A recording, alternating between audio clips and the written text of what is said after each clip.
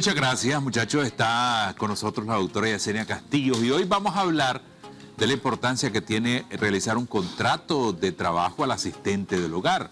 Eso es un beneficio, diría yo, no solamente para el empleador, sino también para la colaboradora en este caso. Un placer tenerla por acá, doctora, bienvenida. Bueno, muchísimas gracias a ustedes como siempre por recibirnos en sus hogares.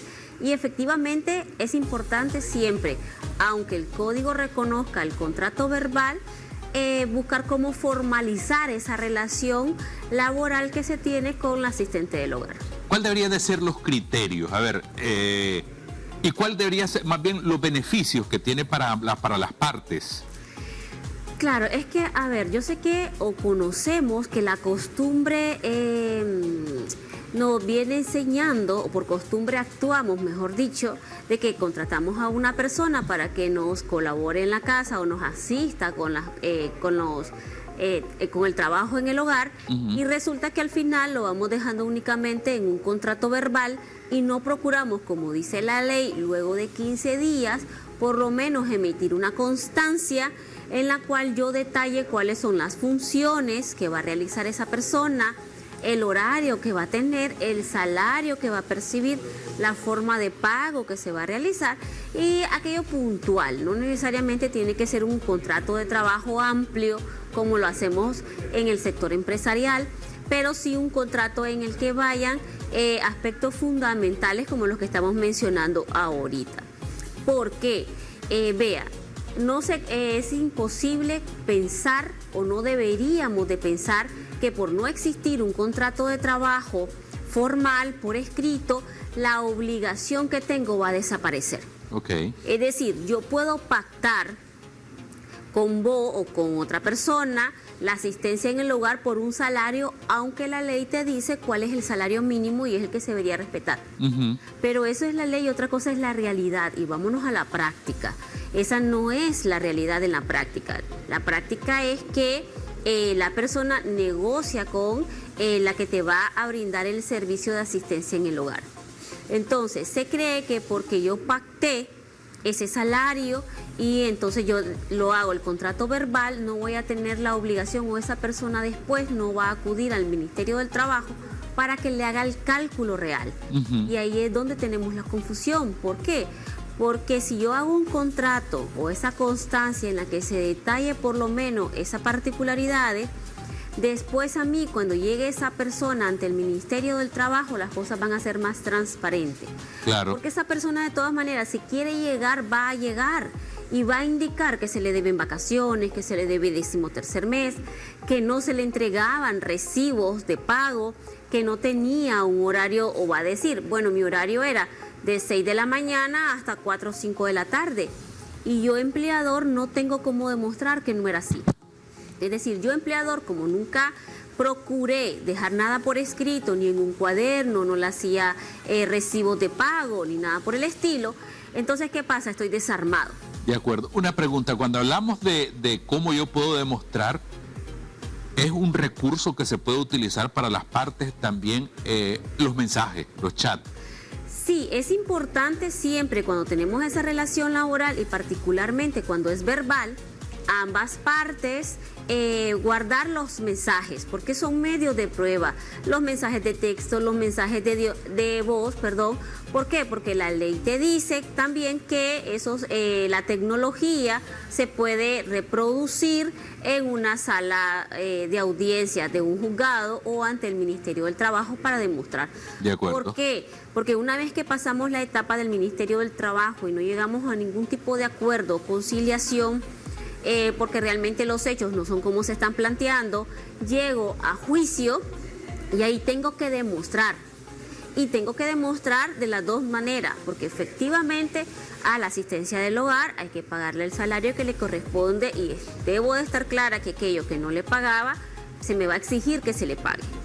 Pero otra cosa es que yo haya pactado un tipo de trabajo que va a realizar, que es nada más a esa persona que viene y tiene 3, 4 empleadoras o tiene 3, 4 servicios porque te trata como cliente. Es decir, viene Yesenia y dice, bueno, mire, yo le puedo venir a limpiar su casa, únicamente limpieza, servicio nada más por el día, para limpiar la casa, usted me paga y yo me retiro porque tengo otras personas o otras casas a las que tengo que llegar a limpiar. Ahí no estamos hablando de un contrato por tiempo indeterminado. Ahí no estamos hablando de una jornada de trabajo y tampoco derechos a vacaciones y demás. ¿Por qué? Estás llegando una vez a la semana, únicamente me estás diciendo que el servicio que me vas a facilitar es la limpieza de la casa y que te tengo que cobrar por esa, que te tengo que pagar, perdón, por esa limpieza en el hogar. Únicamente. No hay plancha, no hay lavado, no hay cocina, no hay mandados, no hay otras obligaciones, no hay supervisión, no hay una jornada, que son otros de los requisitos que te dice la ley deben de existir para que exista realmente un contrato de trabajo. Ahora, el Ministerio del Trabajo o las autoridades judiciales consideran, por ejemplo, cuando, a ver, vamos a suponer, alguien dice, voy a contratarlo únicamente por 2 o 3 días a la semana, como un atenuante o un agravante para, por ejemplo, el tema de las indemnizaciones, ¿eso no correspondería? No, es que a ver, todo depende del tipo de trabajo que estoy contratando y el cómo lo estoy contratando. Porque a ver, puede ser que sea una jornada reducida.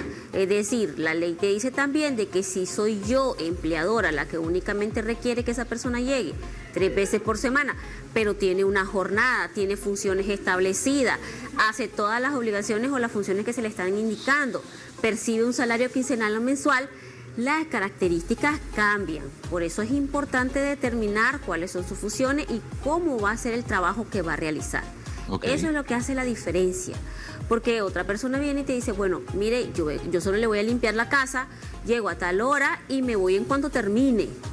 No hay más obligaciones, no tiene una jornada establecida, como te decía, no hay una supervisión, no hay orientaciones, entonces no hay un salario mensual o quincenal ni establecido nada, entonces es diferente. Y esa persona también trabaja en otras casas de la misma manera para percibir, imagino, mayor cantidad de salario. Pero diferente es que sea yo la que le diga que va a llegar 3 veces a la semana, con una jornada de trabajo que voy a pagarle de manera mensual o quincenal, y entonces ya cambia los requisitos o las características de las funciones que va a realizar. Ahora, en ese contrato, ¿qué se debe establecer? ¿Qué se debe establecer? Por ejemplo, no sé, le pregunto, yo sé que creo que la indemnización o la liquidación, eso es irrenunciable, tengo entendido. Sí, es que a ver, en el contrato posiblemente no vas a hablar de lo que es la indemnización o la liquidación, porque sabemos que lo tenemos que hacer, como es lo del 13º mes también, el pago, lo de las vacaciones, eso ya lo sabemos que la ley lo indica, para que aquella persona asistencia del hogar que te trabaja de lunes a sábado con una jornada ordinaria. De acuerdo. Entonces, obviamente que tenemos que saber que tengo que al momento de liquidarle, hacerle su hoja de liquidación. Sé también que cada vez que le voy a pagar, por lo menos tiene que firmarme el recibo de pago, o por lo menos anotar también en un cuaderno cuando sale de vacaciones, cuando ingresa, y que ella me firme y yo firmo. ¿Por qué? Porque tenemos que ordenarnos un poquito más. Y las dos personas, igual la persona asistente del hogar. ¿Por qué? Porque lleva un mejor control de su salida de vacaciones. De igual manera sabe lo que le están pagando y puede reclamar el pago de esas obligaciones al empleador. De acuerdo. Creo que es importante entonces en este tema, y a veces podemos entender, porque el empleador puede sentir que no es sano hacer un contrato de trabajo, pero es un de beneficio mutuo. Es mutuo, exactamente, porque la persona que va a asistir al Ministerio del Trabajo lo va a hacer con o sin contrato. De acuerdo. Lo va a hacer.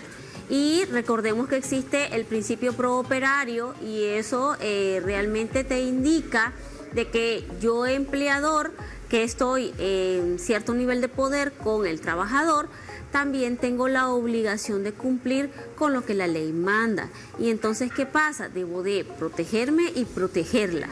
Ese debería de ser mi pensamiento. De acuerdo. Muchas gracias, doctora. Creo que está más que claro y eso también le da mucha tranquilidad a uno. Porque hay situaciones y experiencias que pasan en esta relación laboral que, bueno, si todo está en un acuerdo, en un contrato, pues uno puede descansar. Hablo del empleador y el colaborador, ¿verdad? Sí. ¿Cómo le encontramos, por favor? Bueno, ustedes saben que nos encuentran en el 83 96 45 17, sino en su casa, que está ubicada en los semáforos de la Funeraria Monte de los Olivos, cuadra y media al norte, que siempre será un gusto atenderles. Gracias nuevamente. Nosotros vamos a separarnos un instante y ya regresamos.